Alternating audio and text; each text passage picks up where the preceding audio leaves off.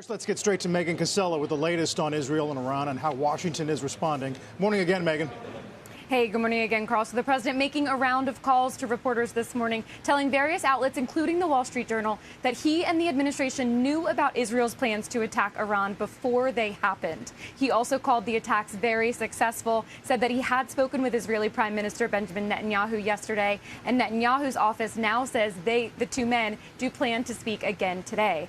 All of those comments coming after the president earlier this morning posted that he had given Iran chance after chance to make a deal, but that they just couldn't get it done. He says Iran now has perhaps a second chance, warning them to make a deal now, he says, before there is nothing left. So standing very closely aligned with Israel here, even after the White House first emphasized overnight that Israel was acting unilaterally and that the U.S. was not involved in these initial attacks. Iran clearly seeing no daylight between the U.S. and Israel, saying that the attack would not have been possible without U.S. coordination and that the U.S. should be responsible then for the consequences of its action. So as a result, the U.S. now bracing for retaliation in the region while warning Iran against it. Secretary of State Marco Rubio saying that Iran should not target U.S. interests or personnel. And on Capitol Hill, hearing similarly, House Speaker Mike Johnson saying this morning that Israel was clearly within its right to defend itself and that, quote, Iran will face grave consequences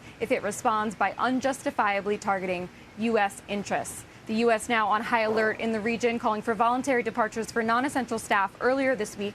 And the AP just in the last few minutes now reporting that the U.S. is shifting military resources around in the region in response to this idea of potential retaliation, guys, as soon as later today.